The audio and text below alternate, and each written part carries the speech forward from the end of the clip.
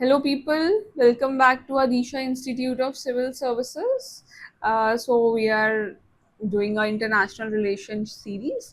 तो आज का हमारा टॉपिक रहेगा APEC, that is Asia Pacific economic cooperation, very important organisation.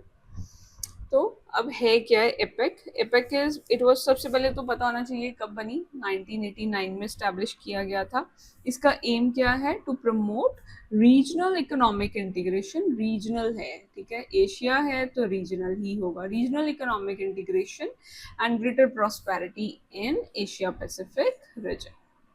ठीक है, तो अब कितने कंट्रीज हैं इसमें? Member countries there are 21 member economies, कह लो कंट्रीज कह लो। एंड सबसे बड़ी बात है, India is not in the grouping.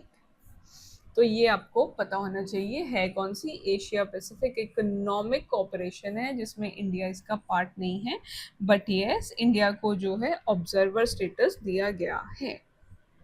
Okay, तो अब इंडिया क्योंकि इसका पार्ट नहीं है, इसीलिए मैंने इसके मेंबर कंट्रीज को लिखा नहीं है, क्योंकि वो आपको एग्जाम में नहीं पूछा जाएगा।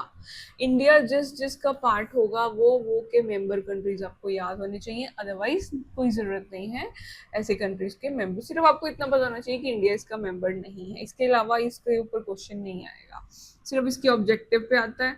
ठीक है, तो अब एशिया मेंबर जो है चेयर करते हैं एपेक को एवरी ईयर, मतलब इनकी रोटेशन होती है हर साल।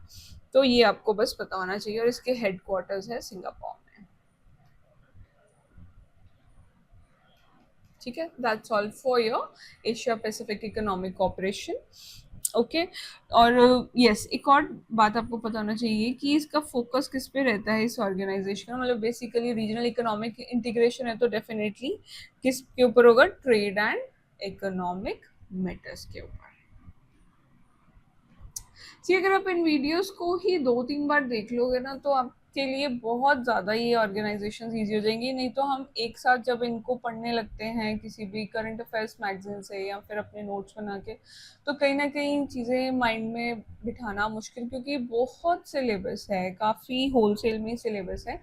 तो आप अगर इनको ही, क्योंकि तभी मैंने शॉर्ट शॉर्ट वीडियोस बनाई था कि आप लोगों के लिए प्रॉब्लम नहीं, आप वॉक करने जा रहे हो तो आप अपने हेडफोन्स लगा के इनको आराम से जो है सुन सकते हो। तो ये आराम से माइंड में जो है बैठ जाती हैं। आप 2-3 बारी भी इनको सुन लो तो बहुत ईजी हो जाता है याद करना। Okay, so thank you. Do like, share with your friends, comment down below and subscribe please, it's a request. I'll see you in the next class. Thank you very much.